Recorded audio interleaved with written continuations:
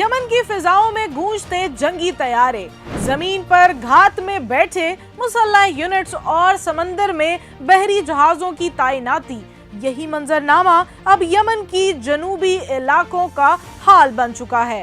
وہی اتحاد جو کل تک یکجا تھا آج ایک دوسرے کے نشانے پر ہے۔ سعودی قیادت میں قائم عرب اتحاد نے متحدہ عرب امارات کی حمایت یافتہ علیحدگی پسند تنظیم سدرن ٹرانزیشنل کونسل (STC) پر فضائی حملے کیے اور چند ہی لمحوں میں یمن کی پیچیدہ سیاسی اور عسکری صورتحال ایک نئے موڑ پر پہنچ گئی۔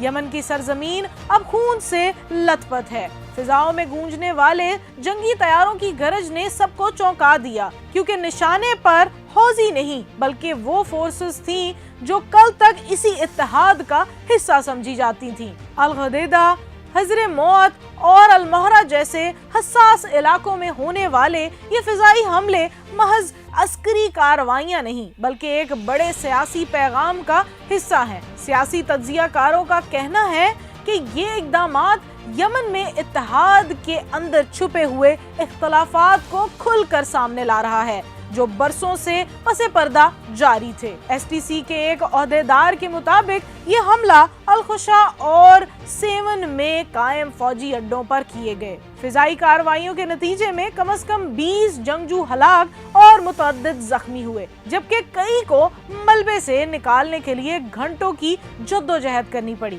اسپتالوں میں طبی سہولیات شدید دباؤ کا شکار ہیں اور زخمیوں کی تعداد بڑھتی جا رہی ہے۔ STC کے سربراہ محمد عبد الملک نے کہا کہ الخشا کیمپ پر 7 فضائی حملے کیے گئے جن میں 7 افراد موقع پر ہلاک اور 20 سے زائد زخمی ہوئے۔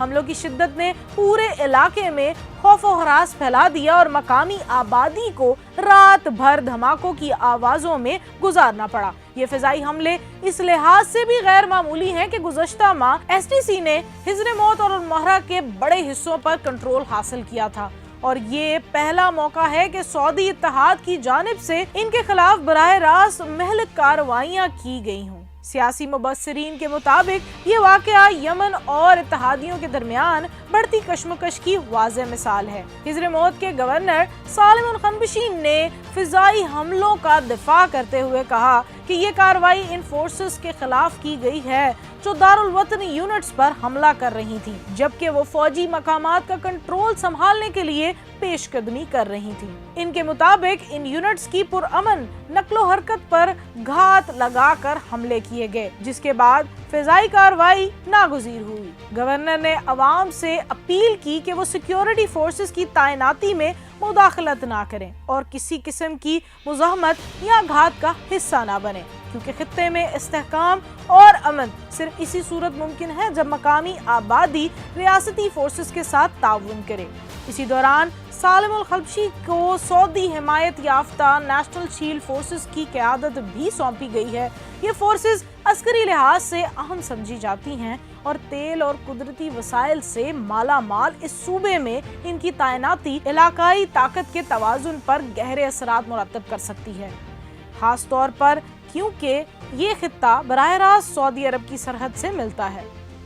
STC نے پہلے ہی اعلان کیا تھا کہ ان کی فورسز ہائی الرٹ پر ہیں، کیونکہ بین الاقوامی طور پر تسلیم شدہ اور سعودی حمایت یافتہ یمنی حکومت نے صوبے میں فوجی تعینات فوجی تنصیبات واپس لینے کے لیے آپریشن شروع کرنے کا اعلان کیا تھا۔ STC کے مطابق یہ اقدام ان کی سیاسی اور عسکری اثر و رسوخ کو محدود کرنے کی کوشش ہے۔ زمینی جھڑپوں اور فضائی حملوں کے ساتھ ساتھ سمندر میں بھی سرگرمیاں تیز ہو گئی ہیں۔ سعودی قیادت میں عرب اتحاد کے ترجمان کی مطابق رائل سعودی نیوی کو بحیرہ عرب میں تعینات کر دیا گیا ہے، جہاں وہ جہازوں کی تلاشی اور سمگلنگ کے خلاف کارروائیاں انجام دے رہے ہیں۔ یہ قدم سمندری راستوں کی حفاظت اور خطے میں امن و استحکام کو یقینی بنانے کے لیے اٹھایا گیا۔ ترجمان ترکی المالکی نے social media platform X پر کہا کہ بحیرہ عرب میں نیوی کی تعیناتی کا مقصد آپریشنل ذمہ داریوں کی انجام دہی،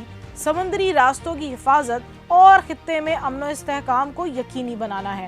ان के मुताबिक ये कदम यमन तनाज़े के वसी तर तनाजुर में एक स्ट्रैटेजिक फैसला है। इसी रोज सऊदी सफीर मोहम्मद अल जाबिर ने इल्जाम लगाया कि एसटीसी ने रियाद से आने वाले एक आला सतही सऊदी वफ्द को अदन एयरपोर्ट पर उतरने से रोक दिया। उन्होंने इस इक़दाम को जिद, हठधर्मी और सियासी अदम ताउन की बदतरीन मिसाल करार दिया। एसटीसी के सरबराह इदरूसुल जुबैरी ने हालिया तौर पर एक सरकारी इजाजतनामा जारी करने से इनकार किया, जिसके बाइस सऊदी वफ्द का तैयारा अदन में लैंड ना कर सका। ये वाक़या दोनों फरीकैन के दरमियान बढ़ती कशीदगी को मजीद वाज़िया करता है।